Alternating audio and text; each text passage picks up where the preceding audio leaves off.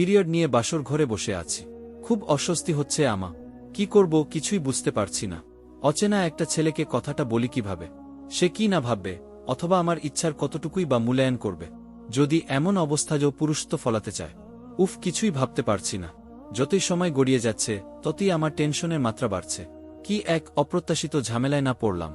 বিয়েটা আমার পারিবারিকভাবেই হয়েছে। মধ্যবিত্ত এক ছোট পরিবারের সদস্য ছিলাম আমি। বাবা মায়ের একমাত্র মেয়ে। ছোটবেলা থেকেই খুব পরিপাটি পরিবেশে বড় হয়েছি। এত আদরের মাঝেও কেন জানি না অনার্স 1ম বর্ষে আসতেই বাবা মার কাছে ভারী হয়ে গেলাম। বসতে হলো বিয়ের পিঁড়িতে। ছোটবেলা থেকেই একটু শান্ত স্বভাবের মেয়ে আমি। ঝামেলা তেমন একটা পছন্দ নয় আমা। আর এই বয়স পর্যন্ত প্রেমের অভিজ্ঞতা একেবারে নেই বললে একটু ভুল হবে। কলেজে থাকতে প্রেমে জড়িয়েছিলাম একবার। তবে ছেলেটির ভালোবাসার মাঝে চাহিদার ব্যাপক আগ্রহটা আমাকে একেবারেই নিরাশ করেছিল। তারপর এই বিষয়টা নিয়ে আর ভাবার সময় হয়ে ওঠেনি। অবশ্য আমার বন্ধু বান্ধবীদের অনেক ভালো খারাপ প্রেমলীলা খুব কাছ থেকে দেখেছি। যাই হোক, যে ছেলেটির জন্য অধীর আগ্রহে এই ফর্মালিটি রক্ষার জন্য সেজেগুজে বসে আছি, তাকে বিয়ের আগে আমার দেখার বা কথা বলার সৌভাগ্য হয়ে ওঠেন। শুধু একবার মনের বিপরীতে ফটোটা দেখেছিলাম, তবু মায়ের জোড়াজুড়িতে। খুব রাগ হয়েছে বাবা মার ওপর, কেননা এখনই বিয়েটা কোনোভাবেই মেনে নিতে পারছিলাম না আমি। এক প্রকার জোরের মুখেই বাধ্য হয়েছি বিয়েটা করতে। এখন পর্যন্ত ছেলের বাড়ির পরিচিত বলতে ছেলের মাকে বিয়ের আগে অনেকবার দেখতে হয়েছে, সেই সুবাদেই একটু পরিচিত। আর আমার বরটার নামটা জানি শুধু। খুব সুন্দর না হলেও আমার পছন্দসী নামও মিহ আবির। আর আমি হলাম মীরা। মীরা এই আবির এক পীর। সালা কথা নাই বার্তা নাই, সেজেগুজে বিয়ে করতে চলে গেল আমাকে। খুব রাগ ওর ওপর, কিন্তু এই অবস্থায় আমার কোনো বুদ্ধিই কাজ করছে না। যাই হোক, একটু শান্তভাবে বসে থাকি। দেখি বীরপুরুষ আবিরের কখন ঘরে আসার সময় হয়। হঠাৎ দরজায় খট করে শব্দ হলো। আমার ভেতরটা চমকে উঠল। মনে হয় আবির সাহেব চলে এসেছেন। আমি একটু নড়েচড়ে ঠিক হয়ে বসলাম, যেন বলি হওয়ার জন্য প্রস্তুত হচ্ছি। কিন্তু দরজায় শব্দের বেশ কিছু সময় পার হয়ে গেল, অথচ কেউ ঘরে আসছে না। ব্যাপার কি তাহলে? শব্দটা কিসের হলো? তাহলে আবির এখানেও আসেন? উফ, অসহ্য লাগছে আমা। খুব রাগও হচ্ছে সালা হ্যাংলার ওপর। ছবিতে দেখে যেটুকু বুঝেছি, হ্যাংলা লম্বা ফর্সা আর বড় চুলে, আবিত কপালের ঠিক নিচ বরাবর লম্বা নাকের ওপর এক বিন্দু তিলক, যা পুরো মুখটাকেই সুন্দরে ভরে তুলেছে। যার মায়াবী চোখে অগাধ খাত, যা নিবিড় মায়াময়। এমন দেখতে ছেলে হলেও আমার কিচ্ছু যায় আসে না। বেটাকে আজ জ্বালা বোঝাবো। কিন্তু পরক্ষণে চুপসে গেলাম। বাসর ঘর বলে কথা, কি যে ভাবছি না জানি, ভাবনাগুলো আমার ওপরই প্রতিফলিত হয়। আবারও হঠাৎ করেই ভয়টা বাড়তে লাগলো। এরই মধ্যে আমার ঘুমের ভাবটাও চলে এল। প্রায় ঘুমোই হয়ে আসছিলাম। হঠাৎ করেই সজোরেই দরজাটা দেখে মনে হচ্ছে যেন যুদ্ধ জয় করে ফিরল। এদিকে ওকে দেখে কাকভেজা মনে হচ্ছে, আর হাতে একটা কিছু দেখা যাচ্ছে। তার মানে বাহিরে বৃষ্টি হচ্ছে, আর মহাসাহেব কিছু আনতে গিয়ে কাকভেজা হয়ে ভিজেছে। ওদিকে ওর এমন অবস্থা আমাকে সত্যি সত্যি আতঙ্কে ফেলে দেয়। আমি চুপচাপ হয়ে বসে পড়লাম। ও আমার দিকে এগিয়ে আসছিল। আমার হৃদকম্পন দ্বিগুণ হতে লাগল। কাছে এসে হাতের জিনিসগুলো ডেস্কে রেখে খুব শান্তভাবে আমার সামনাসামনি বসল। আমার অস্বস্তিটা আরও বেড়ে গেল। কাছে এসেই কিছু না বলেই আমার হাত দুটো খুব আলতো করে ধরল। আমার মনের ভাবনাগুলো মাথাচাড়া দিয়ে উঠতে লাগল। আমি কিছু না ভেবেই খুব আস্তে করে হাতটা ছাড়িয়ে নেওয়ার চেষ্টা করলাম, আর তাতেই সে আরও শক্ত করে হাতটা চেপে ধরল। এইবার আমার খুব বিরক্ত লাগছিল আর হাতটা ছাড়িয়ে নিতে ইচ্ছে করছিল, কিন্তু কিছুই করতে পারছিলাম না। হঠাৎ আমার চিন্তায় ছেদ ঘটিয়ে মিস আবির বলে উঠল, আমি জানি তোমার খারাপ লাগছে, কিন্তু কি বলতো, সেই ছোটবেলা থেকেই এই রাতটি নিয়ে কত চিন্তা করে আসছি, আর আজ কোনো কথাই খুঁজে পাচ্ছি না। আবির খুব শান্ত আর মায়াবী চাহনি নিয়ে কথাগুলো বলল এসে। কেন জানি না এইবার আমার মনটা কেমন হালকা হয়ে গেল। কিছুক্ষণ চুপ থেকে আবার সে বলতে লাগল, একটা কথা বলবো, রাখবে? আবির, আমি মাথা নাড়ালাম। তোমাকে সারা জীবন খুশি রাখার আপ্রাণ চেষ্টা করব, তুমি আমার পাশে থাকবে তো? আবির, আমি একটু অবাক হলাম তার কথায়। কি বলবো ভেবে পাচ্ছি না, তবুও মাথা নাড়লাম থাকব। তারপর কেন জানি না আবির আমার হাতটা ছেড়ে দিয়ে উঠে দাঁড়াল, আর কিছু উপহার আমার হাতে তুলে দিল। আমি স্বাভাবিকভাবেই সেগুলো রেখে দিলাম। সত্যি কথা বলতে এখন পর্যন্ত ওনাকে চিনতে পারছি না। কেমন ছেলে, হয়তো আমার ভাবনাটাই ঠিক নয়তো না। আর এতক্ষণে আমি একটা কথাও ওর সাথে বলিনি। চুপচাপ ওর গিফটের দিকে তাকিয়ে আছি। হঠাৎ আবির আমার সামনে একটা ন্যাপকিনের প্যাক দিয়ে বলল, যাও ফ্রেশ হয়ে আসো। আমি থো হয়ে গেলাম। বিস্ময়ে আমার চোখ দুটো ছানাবড়া হয়ে গেল। আমি ওর দিকে অবাক চাহনিতে তাকিয়ে আছি। আবারও সে প্যাকটা একটু নেড়ে আমার দিকে এগিয়ে দিল। আমার প্রশ্নগুলো অস্বাভাবিকভাবে বাড়তে লাগলো, নানান প্রশ্ন ঘুরপাক খাচ্ছে। আমি সত্যি বিস্ময়ে হতবাক হয়ে ভাবছি যে মিস আবির কিভাবে জানলো আমার পিরিয়ড সম্পর্কে, আর তাকে কেনই বা এতটা শান্ত দেখাচ্ছে। তাহলে কি আমার ভাবা চিরায়ত ভাবনাগুলো আসলেই মিথ্যা? তাহলে কি আমি ভুল ভাবছিলাম? তাহলে কি ও অন্য 8-10টা আমার চেনা অন্য মন মানসিকতার ছেলেদের মতো না, নাকি শুধুমাত্র ক্ষণিকের ভালো মানুষই দেখানো। কিছুই ভাবতে পারছিলাম না। অনেক প্রশ্ন এখন আমাকে দাপিয়ে বেড়াচ্ছে। যাই হোক, একটু লজ্জা লাগলেও নতুন একজনের কাছ থেকে প্যাকটা আমি নিলাম। প্যাকটা হাতে নিয়েই যেই মাথা তুলেছি, দেখি হ্যাংলাটা আমার দিকে হাহে থাকিয়ে আছে। ভীষণ লজ্জা পেলাম। কি বজ্জাত ছেলে! লজ্জা শর্মের মাথা খেয়েছে মনে হয় জীবনে মেয়ে দেখেনি। আমি বাথরুমের দিকে যাওয়ার জন্য একটু নড়ে উঠলাম, তখনই সে সজাগ হয়ে আমার রাস্তা ছেড়ে দিল, যেন এতক্ষণ ঘোরের ভেতর ছিল। তারপর আর কিছু না ভেবে আমি বাথরুমে চলে গেলাম। প্রায় ২০ মিনিট পর ফ্রেশ হয়ে রুমে যাওয়ার জন্য দরজা খুললাম। সাথেই কেউ একজন আমার চোখ দুটো ধরে আমাকে আড়াল করে নিল। ভয়ে আমি চিৎকার দিয়ে উঠলাম। অমনি আরেক হাতে আমার মুখটা চেপে ধরে বলে উঠল, এই আমি চুপ, প্লিজ চুপ করো। ইস, বদমাইশ ছেলেটা করছে কি? ও কি আমাকে মেরে ফেলবে নাকি? ওর কথায় আমি চুপ হয়ে গেলাম। তারপর ও আমাকে এগিয়ে যাওয়ার জন্য বলল। আমি এগিয়ে যাচ্ছিলাম, হঠাৎ হ্যাংলাটা আমার কানের কাছে মুখ এনে বলল, যাক, তুমি তাহলে বোবা না, চিৎকার অন্তত দিতে পারো। আবির, কি বললেন আপনি? আমি বোবা? এই আমাকে আপনার বোবা মনে হয়? ছাড়ুন আমার চোখ, ছাড়ুন বলছি। এই সরি, আমি বুঝে গেছি। আরেকটু চলো না, তারপর চোখ ছাড়ি। আবির, কি বুঝেছেন আপনি? হ্যাঁ, আমি না মানে তুমি ঠিকই তো, এই যে কথা বলতে পারো। আসলে শরীরটা গ্রহণ করে চলো না আরেকটু। আবির, ইস, কি সুন্দর করে কথা বলে হ্যাংলাটা। আসলে খুব রাগে বিরক্ত হয়ে গিয়েছিলাম, তাই একটু রাগ ঝাড়লাম আর কি। তাছাড়া বাসর রাত তো দূরের কথা, অন্য রাতেও আমি এমন করে কথা বলতাম না। আসলে হ্যাংলাটা কি চাইছে কিছুই বুঝে উঠতে পারছি না। আজ সারারাত কি এভাবেই জ্বালাতন করবে নাকি? ধুরোর ভালগানে। এবার মিস আবির সাহেব আমাকে নিয়ে থেমে গেলেন। তারপর আস্তে করে চোখটা ছেড়ে দিয়ে বললেন, এবার চোখটি খোলো। আবির, আমি চোখ দুটো খুললাম। চোখ দুটো খুলেই আমি নিস্তব্ধ হয়ে গেলাম। কিভাবে সম্ভব? আমি বিস্ময়ে অস্থির হয়ে গেলাম। তাহলে কি এইটাই আবির? এরকমই আবির আমাকে এত বড় সারপ্রাইজ করবে বলে এরকম করছিল? না, তার সম্পর্কে আমার ধারণাটা ঠিক নয়। এক অদৃশ্য ভালো লাগা কাজ করতে থাকে আমার আবিরের ওপর। আমি তার দিকে ফিরে তাকালাম। আপনি এত সব জানেন কিভাবে? আর এত তাড়াতাড়ি কিভাবে করলেন এত কিছু? কথাটি বলতেই আনন্দে আমার চোখে পানি চলে এলো। আবির কিছুর উত্তর না দিয়েই আমাকে আলতো করে ধরে বলল, চলো, কেকটা কাটা যা। আসলে আজ আমার জন্মদিন। এত ঝামেলার মাঝে দিনটির কথা আমার খেয়ালই ছিল না। আবির ২০ মিনিটের ভেতরে এক অমায়িক ভালো বাসা দিয়ে ঘরটি সাজিয়েছে। আর ওয়াল ব্যানারে ছোট করে লেখা, তোমার মন খারাপের তোমায় রাখবো ভালোবেস, আর বড় করে লেখা, happy birthday to you Meera, only for you by me. মনে হচ্ছিল জন্মদিনে এর চেয়ে বড় গিফট কেউ কাউকে কোনোদিন দিতে পারে না। নিমিষেই আমার মনটি আনন্দময় হয়ে উঠল। তারপর শুধুমাত্র আমি আর আবির মিলেই কেকটা কাটলাম। ও হালকাভাবে আমাকে মুখে উইশ করল। তারপর কেকটা আমাকে খাইয়ে দিতে লাগল। আমার চোখ দুটো হঠাৎ ছলছল হয়ে আসছিল। আমি কোনোমতো নিজেকে সামলে ওকেও কেকটা খাইয়ে দিলাম। দেখলাম ওর চোখে মুখে এক প্রাপ্তির নেশা। হঠাৎ আবির আমাকে জড়িয়ে ধরল। আমি কিছুই বললাম না। জানি না কেন কিছু বলতে পারলাম না। শুধু নিজের মনকে আস্পিষ্টে বাঁধতে চাইছিলাম আমি। কিন্তু কেন? এর উত্তর এই মুহূর্তে হয়তো কারো পক্ষেই দেয়া সম্ভব না। আমি আবিরের বুক থেকে মুখটা উঠিয়ে ওর দিকে চেয়ে বললাম, আপনি এত কিছু জানলেন কিভাবে? আমার জন্মদিন, আমার ভালো লাগা আর অন্যান্য বিষয়গুলি। এবার কোনো কথা না বলেই আবির আমার কপালে চুমো এঁকে দিল। আমি কিছুটা শিওরে উঠলাম। তারপর সে বলল, খুব ঘুম পাচ্ছিল না তোমা? দেখছিলাম তখন ঘুমে একদম নুয়ে পড়ছিলে। চলো ঘুমাবো এখন। আমারও খুব ঘুম পাচ্ছে। তারপর সুন্দর করে বিছানা করতে গেল সে। আমাকে আর কোনো কথার সুযোগ দিল না। আমিও বাধ্য মেয়ের মতো শুয়ে পড়লাম ওর পাশে। মনে মনে ভাবলাম এবার তাকে কথাগুলো আবার জিজ্ঞেস করব। তাই তাকে আলতোভাবে ধাক্কা দিলাম। এ কি, হ্যাংলাটা এই ৫ মিনিটের ভেতর ঘুমিয়ে গেল? আমি খুব ভালোভাবে পর্যবেক্ষণ করলাম, কিন্তু না, সে তো ঘুমিয়ে গেছে। ধুরোর ভালগানে। ফাইল ছেলে একটা এরির মধ্যে ঘুমিয়ে গেল। রাগে নিজের মাথার চুলগুলো ছিঁড়তে ইচ্ছে করছে, কিন্তু কি আর করার, আমার এখন ঘুমাতে হবে।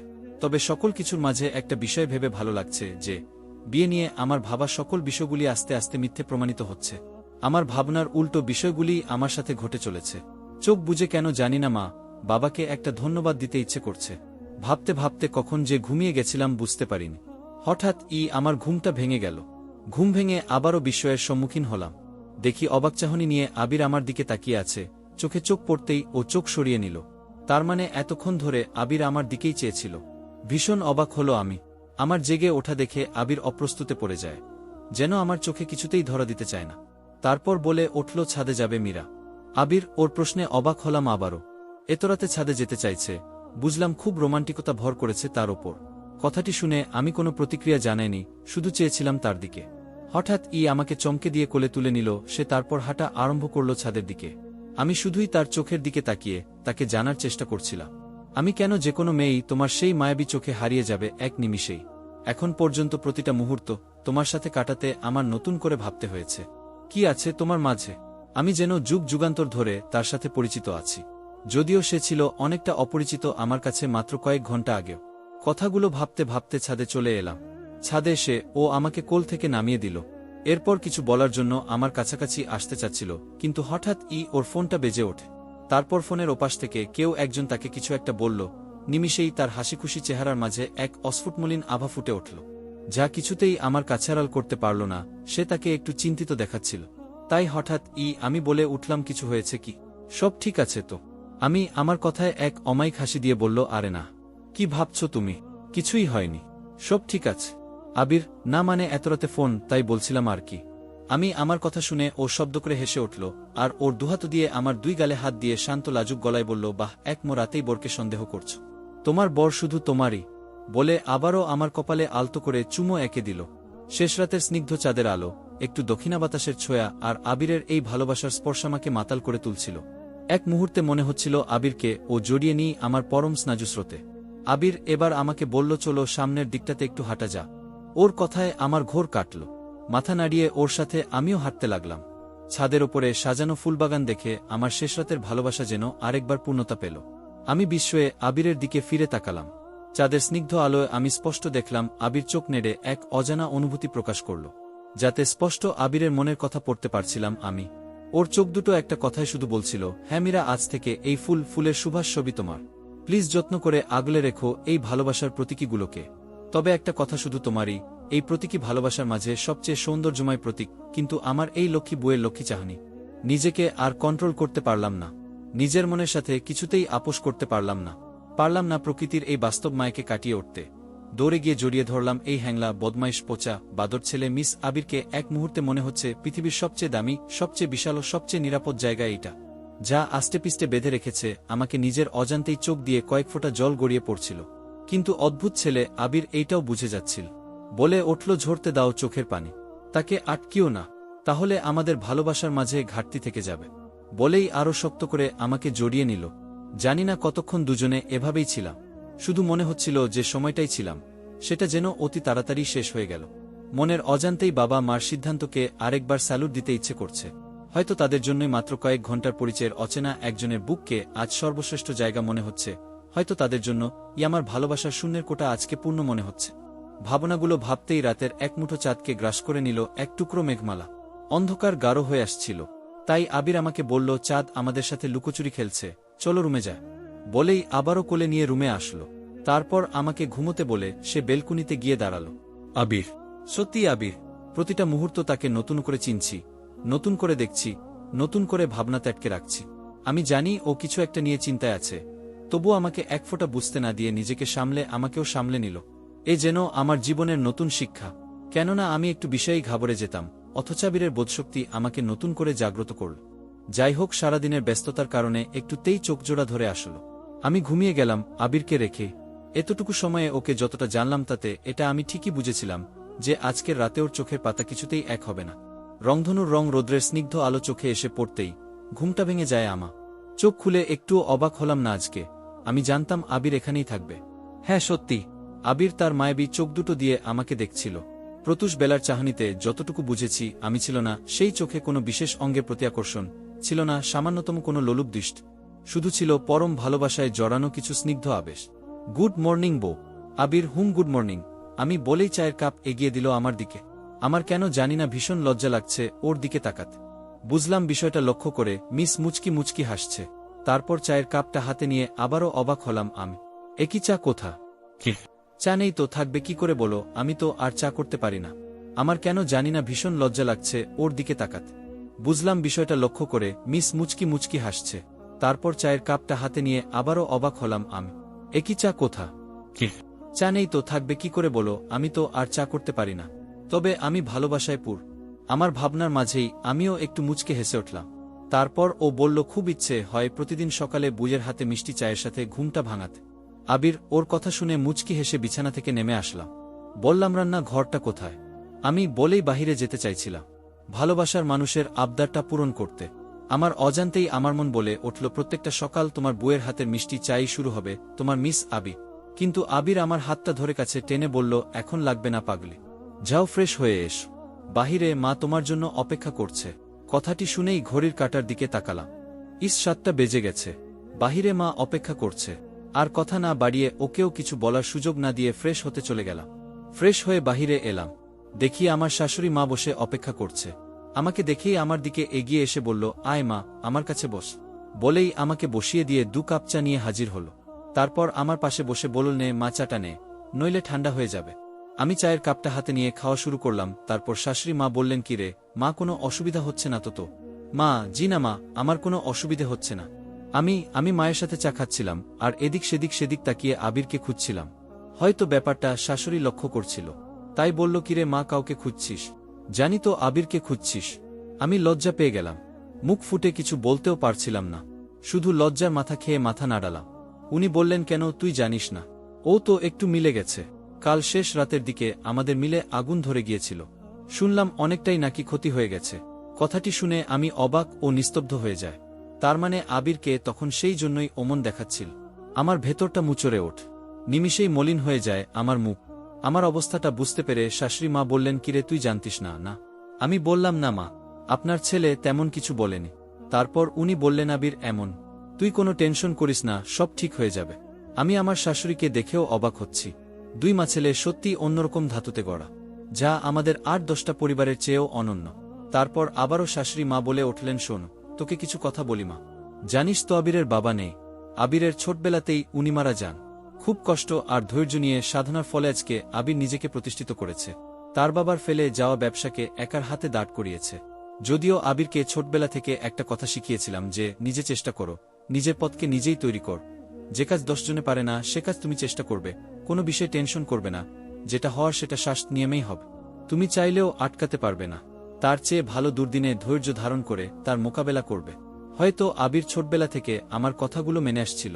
মারে, আমার ছেলে বলে বলছি না, ও সত্যিই একজন খাঁটি ছেলে। বলেই আমার হাতটি জড়িয়ে ধরে বলল, কথা দে মা, কখনো আমার ছেলেকে কষ্ট দিবি না। দেখলাম কথাগুলো বলতে ওনার চোখের কোণে পানি জমল, কিন্তু গড়িয়ে পড়ল না। বুঝলাম উনারা অন্য জাতের মানুষ। আমিও কেঁদে দিলাম, কিছু বলার ভাষা হারিয়ে ফেলছিলাম। আমি শাশুড়ি মাকে জড়িয়ে ধরলাম, মনে হলো আমার মায়ের জেরোস্কোপি, কেননা তার বুকেও একই রোগশান্তি। তারপর মা আমাকে বলল, চল মা, তোকে পুরো বাড়িটা চিনিয়ে দেই, আজ থেকে সব দায়িত্ব তো আমার। রেস শোন মা, এই শহরে আমাদের আপন বলতে তেমন কেউ নেই, তাই তোদের বিয়েটাও ঘরোয়া পরিবেশে শেষ করেছি। তাই এখানে আমি ছাড়া কিছু বলার মতো কাউকে পাবি না। তাই কিছু লাগলে অবশ্যই আমাকে বলিস মা। আমার বিস্মিত হওয়ার মাত্রা বুঝি অতিক্রম করল। এতমাইক পরিবার একমাত্র সৃষ্টিকর্তা ভাগ্যে রাখলেই সম্ভব। আমি আর আমার শাশুড়ি মা মিলে পুরো বাড়িটা বেড়ালাম। এর মধ্যে আরও অনেক গল্প হলো আমাদের। তিনি আবিরের সকল পছন্দ অপছন্দ আমাকে জানালে। এক মুহূর্তে আমি ভুলেই গেছি যে আমি এক অচেনা পরিবারের নতুন সদস্য। আমি শাশুড়িকে আরেকবার বললাম, মা, মিলের অবস্থাটা কি হলো একবার জানলে হতো না? না রে মা, তোকে বললাম না, কোনো টেনশন করবি না, আবির সব সামলে নিবে। চল আমরা দুপুরে রান্নাটা শেষ করি, তোকে সব দেখিয়ে দেই। মা, আমি মাথা নেড়ে তার সাথে হাঁটা দিলাম রান্নাঘরে। প্রায় 2 ঘন্টা পর রান্না শেষ করে ফ্রেশ হয়ে রুমে আসলাম। পুরো রান্নার সময়ে শাশুড়ি মায়ের মুখের মজাদার সেই গল্প আমাকে ভুলিয়েই দিয়েছে যে আমি কখনো রান্নাঘরের ছায়ায় মারারনি। মনে হচ্ছিল এই রান্নার কাজ আমার কত বছরের অভ্যাস। যাই হোক, ঘরে বসে আবিরের কথা মনে পড়ছিল। সালা হ্যাংলা সেই কখন গেছে, এখনও আসার নাম গন্ধ নেই। জীবনে এই প্রথম কোনো ছেলেকে এত মিস করছি। ঘরের ভেতর একাই ঘোরাঘুরি করছিলাম। ঘরটিকে তেমন করে গুছিয়ে না রাখলে পুরো ঘরটিতে এক সৌন্দর্য বিদ্যমান ছিল। রাতের ঢুকলে তেমন একটা দেখা হয়নি। ভেতরের সবচেয়ে সুন্দর করে সাজানো ছিল বুকশেলফটা, তাই একটু এগিয়ে সেখানে গেলাম। বইগুলো দেখছিলাম। বেশ কয়েকটি বই আমার পছন্দের ছিল। হঠাৎ আমার চোখ গেল এক নীল রঙের ডায়েরির দিকে। ধুলো পড়া ডায়েরির কিছু জায়গায় হাতের ছোঁয়া দেখা যাচ্ছিল। মনে হয় অনেকদিন পর কেউ ডায়েরিটিতে হাত দিয়েছে। মোটামুটি আগ্রহ নিয়েই ডায়েরিটা খুললাম। ডায়েরির এক মোপনের পাতায় কোনো লেখা ছিল না। তারপর থেকে লেখা 15 দিন মীরার ছবি দেখে আসছি। কিভাবে তার সৌন্দর্যের বর্ণনা দেব ভেবে পাচ্ছি না। খুব কাছ থেকে আজকে তাকে দেখলাম। আগেই বললাম তার সৌন্দর্য আমার কাছে বর্ণাতীত। তাই কিমায়াবি যে তাকে লাগছিল তা শুধু আমি জেনেছিলাম। প্রথম দেখাতেই মীরা একটু অবাক হয়েছিল আমাকে দেখে, কেননা রাতে বৃষ্টিতে কাকভেজা হয়ে ভিজে খুব কষ্টে তার জন্য একগুচ্ছ গোলাপ আর প্যাড নিয়ে এসেছিলাম। তার হাতে দেওয়ায় সে যে ভীষণ রকম অবাক হয়েছিল তা আমি বুঝেছিলাম। ওর চোখ আমাকে প্রশ্ন করাছিল আমি কিভাবে জানলাম তার পিরিয়ডের কথা। আসলে বিয়ের পর থেকে গাড়িতে বসে আর চোখে দেখছিলাম তাকে, কিন্তু সে জানালা দিয়ে বাহিরের দিকেই চেয়েছিল। আমার দিকে এখনো নজর ছিল না ও। অবশ্য এর ফাঁকেই ওকে কয়েকবার পেট চেপে ধরতে দেখেছি। আমি বুঝছিলাম ওর খুব কষ্ট হচ্ছিল, কিন্তু আমি কিছুই বলতে পারছিলাম না। যাই হোক, বাসায় আসার পর আমার পকেটে থাকা কাবিনের নকল কপিটা বের করতে গিয়ে হঠাৎ আমার চোখ পড়ে তার জন্ম তারিখের উপর। আমি ভীষণ খুশি হয়েছিলাম, কেননা আজকের রাতে ওকে একটা হলেও সারপ্রাইজ দিতে পারব। আর কিছু না ভেবেই আমার বন্ধুকে সব ম্যানেজ করতে বললাম। আমার সবচেয়ে কাছের আর প্রিয় বন্ধু হল সে, আর সেই সব ব্যবস্থা করেছিল। বিয়ের দিনের আমার কাছের সবচেয়ে খুশির মুহূর্ত ছিল মীরার সারপ্রাইজ হওয়া, যা ছিল বিয়ের রাতের সবচেয়ে বড় পাওয়া আমার কাছে। তারপর ডায়েরির পাতাটায় আর কিছু লেখা ছিল না, শুধু তার 4 পৃষ্ঠা পর লেখা ছিল, যদি মন খারাপ হয় তবে বই পড়। সালা বুদ্ধ, লেখার কি ছিডি। আয় না বাসায় আয় আজকে। ভাবতে ভাবতেই মহারাজ হ্যাংলা এসে হাজির। আমি তাড়াহুড়ো করে ডায়েরিটা রেখে দেই। তারপর খুব সাহস নিয়ে তার কাছে গিয়ে বললাম, কি মিস আবির, খুব টেনশন দিতে ভালো লাগে না তোমা? এই কি ভাবো কি নিজেকে? হ্যাঁ, সব তুমি বুঝবে, তুমিই সব টেনশন নিবে। আমি কি কেউ নই তোমার? বলেই ওর বুকে ঝাঁপিয়ে পড়লাম। হয়তো ও সব বুঝতে পারছিল, তাই আমাকেও পরম আদরে বুকে আগলে নিল। তারপর বলল, খুব ভালোবাসো আমা। এবার আমি কেঁদেই দিলাম। তারপর তার বুক থেকে নিজেকে ছাড়িয়ে নিলাম। দেখলাম বুদ্ধুর মুখটা মলিন হয়ে গেল। তাই আমি বললাম, মন খারাপ হলে বই পড়তে হয়, আর খুব খারাপ হলে বুকে জড়িয়ে ধরতে হয়, বুঝছেন মিস হ্যাংলা? ও বিস্ময়ে আমার দিকে তাকিয়ে মুচকি হেসে অবুঝের মতো মাথা নেড়ে আমাকে জড়িয়ে ধরল তার বুকে। বুঝতে পারছিলাম ইহা পরম ভালোবাসার পরম দেয়াল, ইহা পরম ভালোবাসার পরম দেয়াল। গল্পটি ভালো লাগলে লাইক, কমেন্ট, শেয়ার ও সাবস্ক্রাইব করে পাশেই থাকবে। ধন্যবাদ সবাইকে গল্পটা শোনার জন্য।